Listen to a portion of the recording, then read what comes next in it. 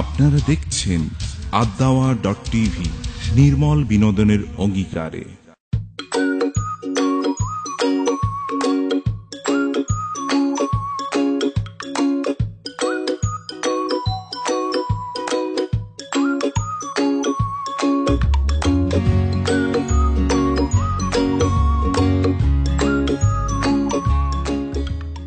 আসসালামু আলাইকুম রহমতুল্লাহি ওয়া বারাকাতুহু। সবাইকে আমন্ত্রণ জানাচ্ছি আমাদের নিয়মিত প্রযোজনা তরুণ ভাবনা অনুষ্ঠানটিতে। প্রিয় দর্শক, আশা করছি আপনারা সবাই অনেক অনেক ভালো আছেন। তরুণ ভাবনা এই নামটি থেকেই বোঝা যাচ্ছে অনুষ্ঠানটি আসলে কাদেরকে উদ্দেশ্য করে। আমাদের এখানে আমরা কিছু তরুণ বন্ধুকে ডেকে নিয়ে আসি যারা কিনা সাম্প্রতিককালে ঘটে যাওয়া বিভিন্ন ঘটনা অথবা সমাজে যা কিছু ঘটছে সেগুলোর একটি বিষয় ঠিক করে বিষয়ভিত্তিকভাবে তার উপরে তাদের মনের খোলামেলা কিছু কথা বলবেন, খোলামেলাভাবে তাদের মনে যা আসে সমস্যাগুলো নিয়ে বা এর সমাধান কি হতে পারে সেগুলোই তারা আমাদের সাথে একটু গল্প করে তাদের সাথে আমরা গল্প করে একটু জেনে নেওয়ার চেষ্টা করি। তো আমাদের স্টুডিওতে আজকে যারা রয়েছেন আসুন তাদের সাথে আমরা পরিচিত হয়ে নেই। প্রথমে আছেন আমার সাথে মিজান। আসসালামু আলাইকুম। ওয়ালাইকুম আসসালাম। মিজান কেমন আছেন? জি আলহামদুলিল্লাহ ভালো আছি, আপনি কেমন আছেন? আলহামদুলিল্লাহ আমিও ভালো আছি। মিজানের পাশে আছেন হচ্ছে রাব্বি। রাব্বির খবর কি? আসসালামু আলাইকুম। ওয়ালাইকুম আসসালাম। কেমন আছেন রাব্বি? ভালো আছি আলহামদুলিল্লাহ, আপনি কেমন আছেন? আমি ভালো আছি আলহামদুলিল্লাহ। তারপরে আমাদের সাথে আমার বাম দিকে রয়েছে সুপ্তি। আসসালামু আলাইকুম। ওয়ালাইকুম আসসালাম। সুপ্তি কেমন আছেন? জি ভালো আছি, আপনি ভালো? আমি ভালো আছি। আর এরপরে আছেন হলো রুমানা। রুমানার খবর কি? আসসালামু আলাইকুম। ওয়ালাইকুম আসসালাম। তো আমরা আজকে দর্শক যে আলোচনাটি করতে যাচ্ছি সেটি আমার ধারণা যে আমাদের সবার মনের মধ্যেই আসে। আজকাল আমরা আমাদের পোশাক পরিচ্ছদ নিয়ে খুব চিন্তিত থাকি। কিছু ট্রেন্ড চলে আসে আমাদের সমাজে। তো এই যে সামাজিক ট্রেন্ড মেনে চলাটাকে আসলে আমরা কি বলি? সাধারণত বলা যায় যে আমরা ফ্যাশন কথাটিও খুব পরিচিত এখন মনে হয়। আর ফ্যাশন এই জিনিসগুলো পোশাক পরিচ্ছদের সাথে খুব বেশি যুক্ত। আর যখন ফ্যাশন বলা হয় সেটার সাথে আবার আরেকটি শব্দ চলে আসে, সেটি হচ্ছে মডার্নিজম বা মডার্ন। যে যত বেশি ফ্যাশন সচেতন, এটিও খুব বেশি ইউজ করা হয়, সে তত বেশি মডার্ন, সে তত বেশি আধুনিক। তো আজকে আমরা একটু বোঝার চেষ্টা করব যে আধুনিকতা আসলে কি আর এর সাথে পোশাক পরিচ্ছদের সম্পর্কটা কি, এটি কতটুকু ভালো নিয়ে আসে, কতটুকু ভালোর বাইরে যেটি খুব একটা গ্রহণযোগ্য নয় তেমন কোনো পরিস্থিতি তৈরি করে কিনা, এই বিষয়গুলো নিয়ে আজকে আমরা আলোচনা করার চেষ্টা করব। তো আমরা আমাদের আলোচনা শুরু করি, মিজানকে দিয়ে শুরু করি। আচ্ছা মিজান, আমরা এই যে আধুনিকতা বলি যে একটি মানুষ আধুনিক, যখন স্পেশালি দেখা যায় যে তার পোশাক পরিচ্ছদের উপরে আমরা একজন মানুষ আধুনিক অথবা না, এটি অনেক হ্যাঁ বা ফ্যাশনেবল অথবা ফ্যাশনেবল না, তো এই ব্যাপারে আপনার কি মতামত?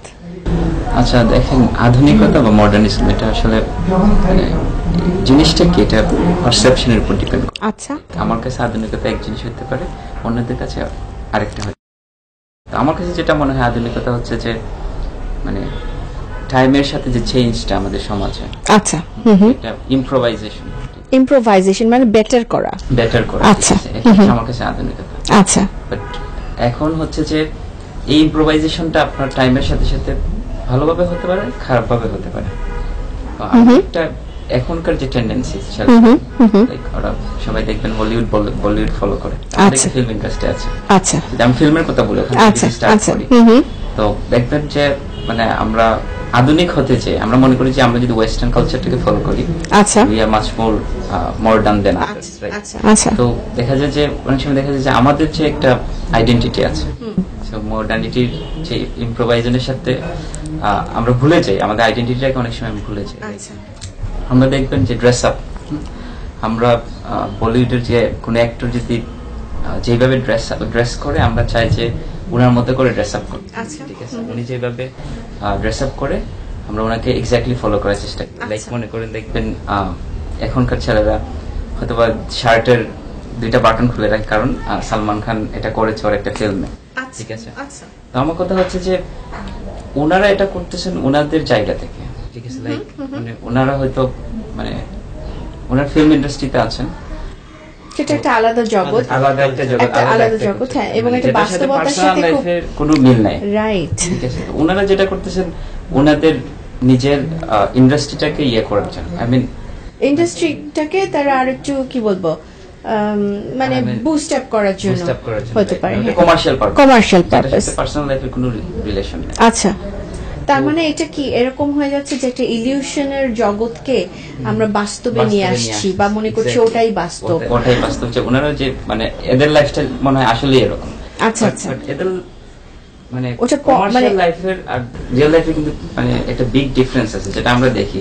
ওনারা যখন দেখি আমরা কোনো টক শোতে যাচ্ছেন বা কোনো ফর্মাল সেটিং এ যাচ্ছেন, তখন দেখি যে আমরা মানে ওনার ফর্মাল ড্রেস আপ দিয়ে যাচ্ছেন। আচ্ছা, মানে আমরা তখন আইডেন্টিফাই করতে পারি না যে আসলে মানে আমরা মুভিতে একরকম দেখি বাট এখন আরেক রকম। আচ্ছা আচ্ছা, ঠিক আছে, তো এই জিনিসটা হয়তো কোনোভাবে আমরা ধরতে পারি না যে মানে আমরা শুধু ফলো করি, আমরা মানে পিছনের স্টোরিটা কি এটা আমরা জানার চেষ্টা করি না। আচ্ছা, যে ওনারা যেটা করতেছেন সেটাই মডার্নিজম কিনা, সেটা মানে এই কনসেপ্টটা কারণে হয়তো বা আমরা মানে মিসলিড হচ্ছি। আচ্ছা আচ্ছা, রাবি। আচ্ছা, আমরা মডার্ন বলতে আমরা কি বুঝি আসলে? আমরা আমাদের সময়ের সাথে যেসব চেঞ্জ আমাদের মধ্যে হচ্ছে, আচ্ছা, ওটাকে তো আমরা মডার্নিজম বলি আর কি, মানে ইউজুয়ালি। হ্যাঁ, কিন্তু এখন কথা হচ্ছে আমাদের যে জেনারেশনের মধ্যে এখন আমরা আছি, দেখবেন কি সবাই একটু বেশি মানে ওয়েস্টার্ন কালচারের প্রতি বেশি ওরা ঝুঁকে পড়েছে, কিন্তু যেটা কিনা মানে যেটা আমাদের যে কালচার, বাংলাদেশের যে কালচার, ওরা ওটা ভুলে গিয়ে সবকিছু মানে ওরা ওয়েস্টার্ন কালচারের প্রতি আকর্ষণ বেশি হয়ে যাচ্ছে। তো এখানে অনেক প্রবলেম দেখা যায়, যেখানে মানে আমাদের নিজের আইডেন্টিটি একজন ভুলে যাচ্ছে, যেটা কিনা খুবই একটা ইম্পর্টেন্ট বিষয়। মানে আমি একজন বাংলাদেশি মানুষ হয়ে যদি আমি আমার দেশকে রিপ্রেজেন্ট করতে না পারি অন্য দেশকে, তো ওটা তো জিনিসটা অনেক খারাপ দেখায়। তো এখন এখন আপনি মডার্নিজম বলতে যেটা আমি বুঝি, যেটা সবার মধ্যে আছে, এটা নিজের পারসেপশনের উপর ডিপেন্ড করে। এখন আমাকে ওয়েস্টার্ন হতে হবে না, যে আমি যদি মডার্ন হতে চাই আমাকে ওয়েস্টার্ন হতে হবে না, কিন্তু আমি আমার নিজের কালচারকে রেখেই আমি কিন্তু একটা মডার্ন হিউম্যান বিং হতে পারি। তো এটাই হচ্ছে যেটা আমি বুঝি আর কি। আচ্ছা, তারপরে আমার কাছে যেটা মনে হয় যে শিক্ষায় আমরা শিক্ষিত হচ্ছি সেটাকে ফলো করে নিজেকে কিভাবে উপস্থাপন করব আমার সংস্কৃতির সাথে মিল রেখে, আচ্ছা, সেটাই হচ্ছে মডার্নিজম। আচ্ছা, আমি আরেকটা সংস্কৃতিকে ফলো করছি কিন্তু আমার সংস্কৃতি কি বলছে সেটাই আমি জানি না, সেটাতে আমার মনে হয় না যে মডার্নিজমটা। এটা কি এক ধরনের হীনমন্যতা নাকি? কিছুটা হীনমন্যতা, যে আমার সাথে ওটা বেটার, হ্যাঁ, কিন্তু আমাদের সংস্কৃতিটাই যে অনেকটা ইনরিচ এটা কিন্তু আমরা বুঝতে পারছি না। অনেক সময় দেখা যায় যে বাচ্চারা জানেই না কোনটা পহেলা বৈশাখ বা 16ই ডিসেম্বর, 26শে মার্চ আর 16ই ডিসেম্বর নিয়ে কিছুটা মিলিয়ে ফেলছে, গুলিয়ে ফেলছে। সো আমার মনে হয় যে এই জিনিসটা আগে দেখতে হবে যে আমি মডার্ন হচ্ছি, আগে আমার কালচারটাকে, হ্যাঁ, আমার জ্ঞানটাকে মডার্ন করা দরকার। আমি জানবো আমার সংস্কৃতি সম্পর্কে, তারপরেই তো আমি মডার্ন হতে পারবো। নিজেকে আপ টু ডেট করা, আচ্ছা, মানে কাউকে আপ টু ডেট করতে যে যাতে আমাদের মানে আমরা যাতে আইডেন্টিটি ক্রাইসিস না ভুগি। হ্যাঁ, মানে আমার জ্ঞানটাকে আমি আপ টু ডেট করব এবং আমি কে সেই আইডেন্টিটিটা আমি বুঝে নিব আগে, যাতে কোনো ক্রাইসিস তৈরি না হয়। আমি কে এর যাতে বিভিন্ন রকম উত্তর না আসে, মানে পরিষ্কার উত্তর থাকতে হবে আমি কে। তো সেইটা যখন ডিফাইন করা হয়ে যাবে যে আমি অমুক, আই বিলং হিয়ার, তখন দেখা যাবে যে আমার যাবতীয় কাজকর্ম, আমার পোশাক পরিচ্ছদ, আমার চিন্তা ভাবনা সবকিছু মডার্ন হতে থাকবে। অলরেডি মনে রাখতে হবে যে আমি অলরেডি মডার্ন, কারণ আমি এই সময়ে বসবাস করছি, মানেই হচ্ছে আমি এখনকার জন্য সুটেবল। তো সেখানে সেই সুটেবিলিটিটা আবার আমি অন্যান্য সর্বক্ষেত্রে প্রকাশ করতে পারবো তখনই যখন আমি জানবো যে আমি কে। এই উত্তরটা যখন জানা থাকবে। সুপ্তি বোধহয় কিছু বলতে চাচ্ছি। মডার্নিজম, আধুনিকতা। আমরা পোশাক পরিচ্ছদকে ধরে একটা মানুষকে জাজ করতে যে সে কতটা আধুনিক, কিন্তু আমার মতে পোশাক পরিচ্ছদে কোনো আধুনিকতা নেই, এটা মানুষের চিন্তা ভাবনার উপর নির্ভর করছে। যে আমি একটা জিনিসকে কিভাবে দেখছি, আমি নিজেকে কিভাবে ভাবছি, আমি কিভাবে কথা বলছি, মানে এটাই হচ্ছে আমার কাছে আধুনিকতা। যে আমি নিজেকে কিভাবে দেখছি, রাইট, বা আমি আশেপাশের মানুষকে কিভাবে দেখছি। আমি শুধু অনেক সুন্দর সুন্দর জামা পরলাম তার মানে এই না আমি আধুনিক হয়ে গেলাম। আচ্ছা, যদি আমার চিন্তা ভাবনাই এরকম থাকে, মানে আমি চিন্তা ভাবনায় ব্যাকওয়ার্ডস, আমার হ্যাঁ, কোনো উন্নতি হচ্ছে না চিন্তা ভাবনা, বাইরে থেকে ভালো লাগছে হ্যাঁ, কিন্তু আমি ভিতর থেকে মানে আমি আমার বাইরের পোশাককে বেশি গুরুত্ব দিচ্ছি আমার মানুষ হিসেবে নিজেকে মানে তৈরি করার চাইতে। হ্যাঁ, আমি ব্যাপারটা কি বাইরের সেরকম? সংস্কৃতিকে বেশি প্রাধান্য দিচ্ছি। আচ্ছা। যে আমি বাইরেকে দেখে ভাবছি যে ওরা অনেক সুন্দর, আমাকে দিয়ে হচ্ছে না। আচ্ছা, আমি এখানে একটু ইনক্লুড করতে চাই যে মানে কারো বাহ্যিক পোশাক পরিচ্ছদ আছে সেটা দেখে আমরা জাজ করে ফেলছি যে আচ্ছা ঠিক আছে সে মডার্ন, মানে এমন হতে পারে যে তার মেন্টালিটি অনেক লো হতে পারে, আবার এরকমও হতে পারে যে খুব নর্মাল একটা পোশাক পরিচ্ছদে একটা মানুষের মেন্টালিটি অনেক সুন্দর হতে পারে। আচ্ছা, সো আমি এটা বলবো না যে পোশাক দিয়ে একটা মানুষকে ডিফাইন করা যায় বা পোশাক দিয়ে মডার্নিজমটাকে ডিফাইন করা যায়। আচ্ছা, আর আরেকটি কি আমার যেটা এই মাত্র মনে এসেছে একটি পয়েন্ট, সেটি হচ্ছে যে সামাজিকভাবে মডার্নিজমটা অনেকটা নির্ভর করে যে কোন সমাজে কোনটা অ্যাপ্রোপ্রিয়েট। মানে একটা ফ্যাশন ফ্রান্সে কি হচ্ছে সেটা যদি আমি এখানে শুরু করি তাহলে এটা কি মডার্ন বলা যায় নাকি এটার উল্টোটা, যে মানে এর কোনো জ্ঞান নাই, কারণ এটা অ্যাপ্রোপ্রিয়েসি, সুটেবিলিটি, আমার দেশের আবহাওয়া, আমার ধর্ম, আমার কালচার, আমার ট্রেডিশন, আমার মানে পরিবার, সব কিছুর একটা প্রভাব তো আমার চলা ফেরা কথাবার্তা সব কিছুতে আসবে।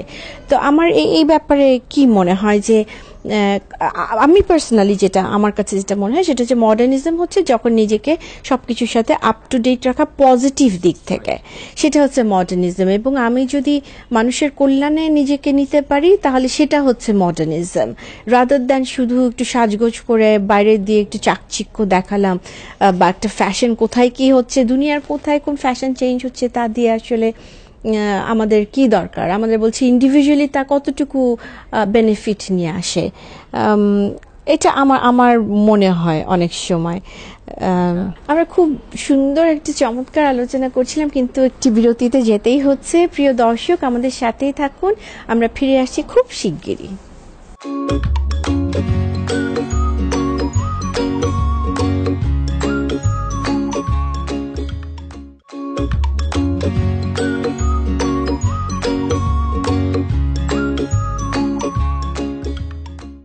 ফিরে আসলাম বিরতির পরে এবং আমাদের যে খুব সুন্দর একটি আলোচনা চলছিল আমরা সেটি এখন কন্টিনিউ করব।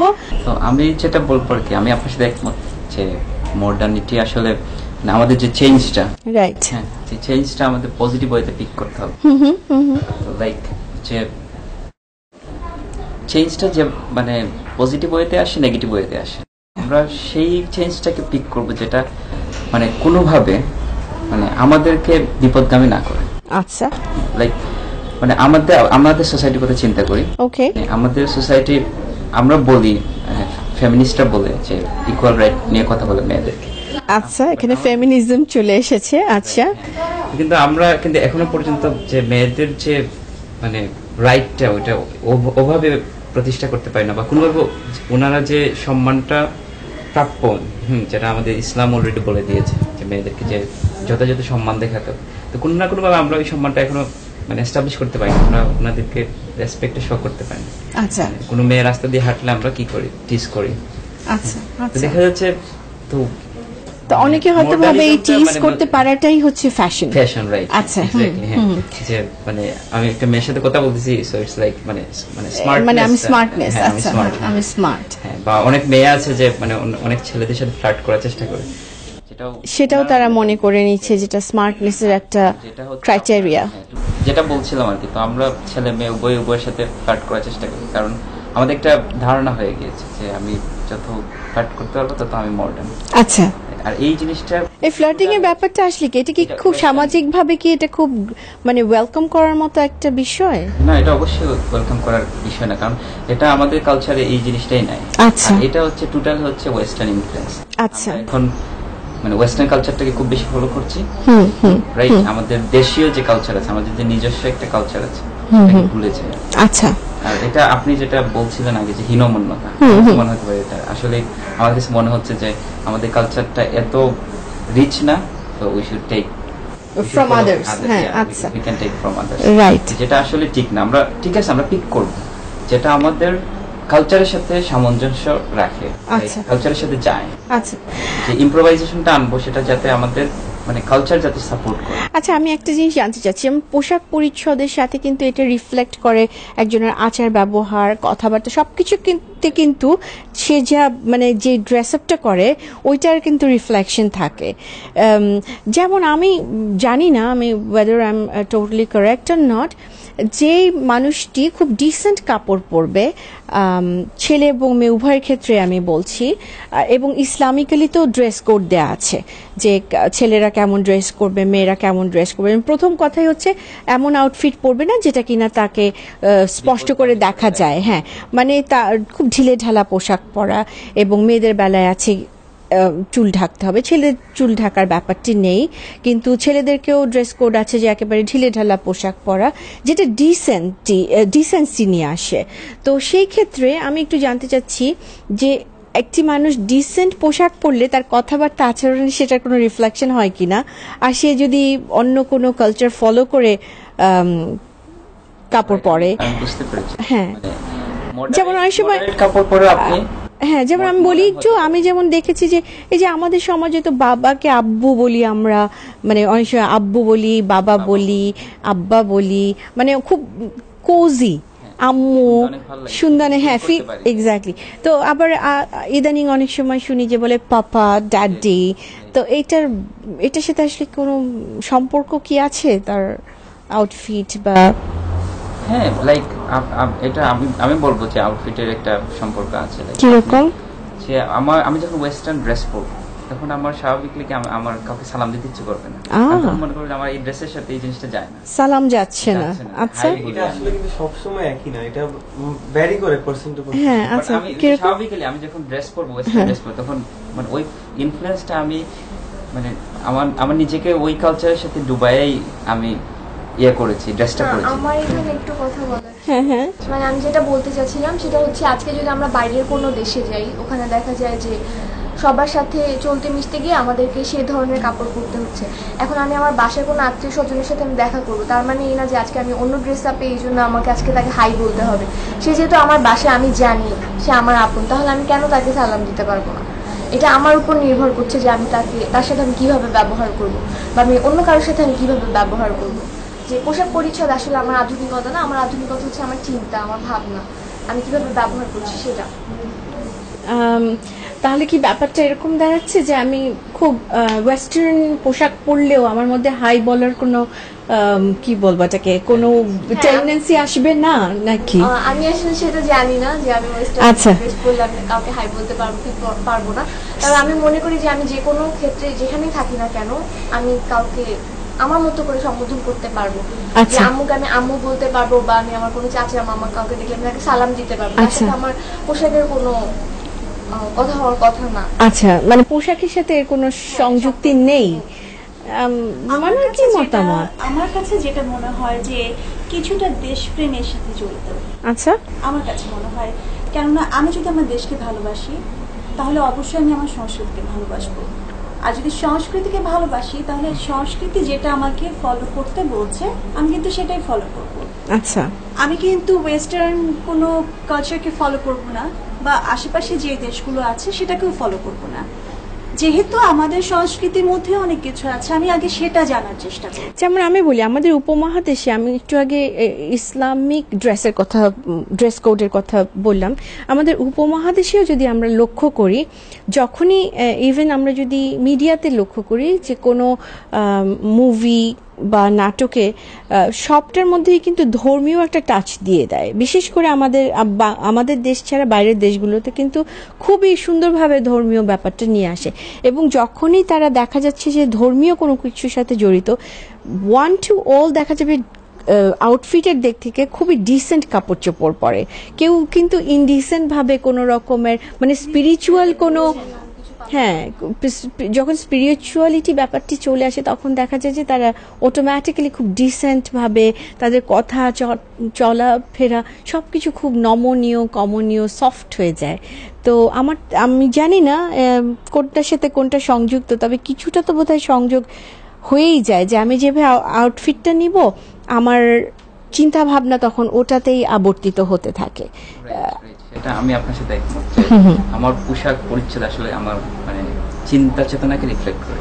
চিন্তা চেতনাকে রিফ্লেক্ট করে। আমি বলতে চাই যে একটু কিছুক্ষণ আগে বলছিলেন যে আমি একটা ওয়েস্টার্ন ড্রেস পরে আছি, আমার সালাম দিতে ইচ্ছা নাও করতে পারে, এইটার সাথে আমি কিছুটা একমত যে আমি খুব ভালো একটা ওয়েস্টার্ন ড্রেসে আছি, খুব মানে ওরকম একটা আউটফিটে আছি, আমি হয়তো বা চাইবো না যে আমার সংস্কৃতিটাকে অন্যের কাছে তুলে ধরতে, আমি চাইবো অন্যর কাছে প্রমাণ করতে যে দেখো আমি কত মডার্ন বা আমি ওয়েস্টার্ন কালচার ফলো করছি, সো আমি অনেক মডার্ন।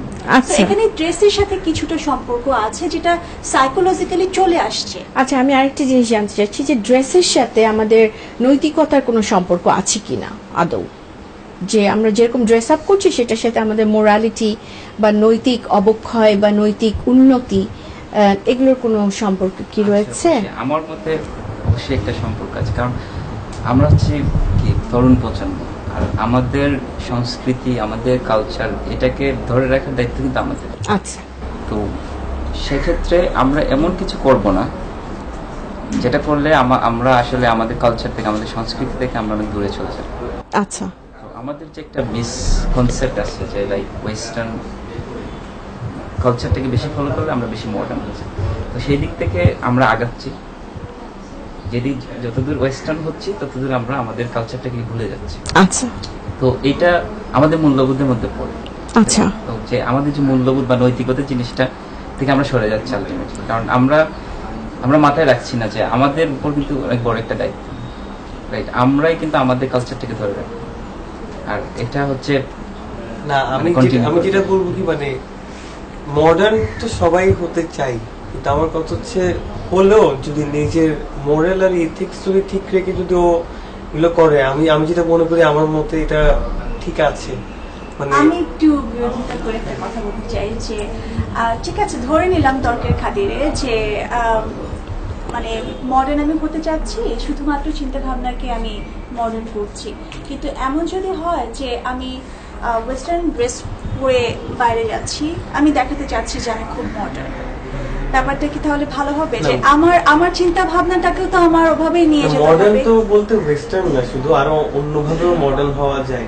তো ওয়েস্টার্ন ড্রেস পরে যে একটা ছেলে বা মেয়ে মডার্ন হবে, হ্যাঁ, এখন আরেকটা জিনিস যেটা দেখা যাচ্ছে যে মানুষ তার স্বাস্থ্যের সাথেও মডার্নিজমটাকে যুক্ত করছে, যেমন তার মনে করে স্মোকিং, ড্রিঙ্কিং, এগুলা মনে হয় খুব আমাকে মডার্ন লাগবে, আমি আজকে কারোর সামনে দিয়ে সিগারেট খেতে খেতে ধোঁয়া ছাড়তে ছাড়তে যাচ্ছি, তারপর আমাকে দেখতে অনেক ভালো লাগে। এখানে আমার একটি প্রশ্ন রয়েছে এই কথাতে, আমি জানতে চাচ্ছি, সেটি হলো যে যেহেতু এই যে বললে ড্রিঙ্কিং, স্মোকিং এগুলো একটা মডার্নিজমের একটা ট্রেন্ড মনে করে নেয়, যে আমি ড্রিঙ্ক না করলে মানুষ আমাকে বলবে যে আপ টু ডেট না, সে একটু খ্যাত প্রকৃতির ইত্যাদি ইত্যাদি। তো এখন আমার কথা হলো যে একজন সে রুমানা এখানে হিজাব করে আছে, ঢেকে আছে, আমি আছি, বা কেউ যদি এখানে টুপি পরে আসতো, বা সে কি ওই টুপি পরা অবস্থায় বা হিজাব পরা অবস্থায় কি সে এই ধরনের কোনো কাজে নিজেকে জড়াবে? আমার মনে হয় এই কারণে আমি বললাম যে আমাদের পোশাক রিফ্লেক্ট করে, মেন্টালিটিকে রিফ্লেক্ট করে। তার মানে পোশাক পরিচ্ছদের সাথে নৈতিকতার যথেষ্ট সম্পর্ক রয়েছে। আর আমাদের ড্রেস কোড, যেহেতু আমি তখন বলেছি যে আমাদের ড্রেস কোড ঠিক করে দেওয়া রয়েছে মুসলিম হিসেবে, এবং ওই যে ঢিলে ঢালা পোশাক এই কারণেই পরতে বলা হয়েছে যাতে অপর দিকের যে জেন্ডার সে যাতে আকর্ষিত না হয়, মানে কোনো রকমের অবৈধ চিন্তা বা কোনো রকমের কুচিন্তা সেগুলো যাতে মনের মধ্যে না আসে, এই জন্যেই এটাকে এত বেশি গুরুত্ব দেওয়া হয়েছে আমাদের ধর্মে। আর আমাদের ধর্মে শুধু না, আমরা যদি যে পয়েন্ট আমি একটু আগে বলতে চাচ্ছিলাম যে আমরা যদি ওয়েস্ট বলি বা ইস্ট বলি, সব জায়গাতেই দেখা যাবে যে যখনই মানুষ ডিসেন্ট বা তারা যদি বলে যে আই এম রিলিজিয়াস, তখন দেখা যায় তারা তাদের পোশাক আশাকে প্রথম রিফ্লেকশনটা ঘটায়। যে নিজেকে রিলিজিয়াস বলে দাবি করে সে প্রথমে কিন্তু তার পোশাক আশাককে ডিসেন্ট করে ফেলে, এটা ছেলে এবং মেয়ে উভয়ের ক্ষেত্রেই, সেটা ওয়েস্ট ইস্ট সব জায়গাতেই। আর ওয়েস্টের ব্যাপারে আর ইস্টের ব্যাপারে যেটা আমি পার্সোনাল লাইফেও দেখেছি, যে যখন করে খুব সম্ভ্রান্ত বংশের কোনো মেয়ে যদি আমরা ওয়েস্টেও দেখি, দেখা যাবে যে তারা কিন্তু মাথা ঢাকা, তারা কিন্তু কখনোই খুব এক্সপোজ করে সম্ভ্রান্ত বংশের কেউ কিন্তু সামনে আসেন না, এবং এটা আমাদের দেশের উপমহাদেশে এটা অনেক ছবিতে আমরা যে মনীষীদের ছবি দেখব যে ওনারা কিন্তু চুল ঢেকে রাখেন, মাথা ঢেকে রাখেন, খুব বড় বড় যারা। অনেক অনেক ধন্যবাদ সবাইকে এত সুন্দর একটি আলোচনা উপহার দেবার জন্য। যেটি হয় বরাবরের মতোই যে যত আমরা আলোচনা করতে থাকি তত আমাদের নতুন নতুন আইডিয়াস গুলো চলে আসে, পয়েন্টস গুলো আসে, কিন্তু সময়ের স্বল্পতা আমাদেরকে একটু বাধা দিয়ে ফেলে। তো আশা করছি ইনশাল্লাহ আবার দেখা হবে, আর কোন একটি টপিক নিয়ে আমরা কথা বলবো। আর প্রিয় দর্শক, আপনাদেরকে অনেক ধন্যবাদ আমাদের সাথে থাকার জন্য। শুরুতে যেমন বলেছিলাম অনেক রকম চ্যানেল রয়েছে, অনেক রকম প্রোগ্রাম চলছে, সেগুলো সব বাদ দিয়ে আপনারা আমাদের সাথে রয়েছেন, এটি আমাদের সফলতা নিয়ে আসবে। সবাইকে অনেক অনেক শুভকামনা, ভালো থাকুন, সুন্দর থাকুন। আসসালামু আলাইকুম রহমতুল্লাহি ওয়া বারাকাতুহু।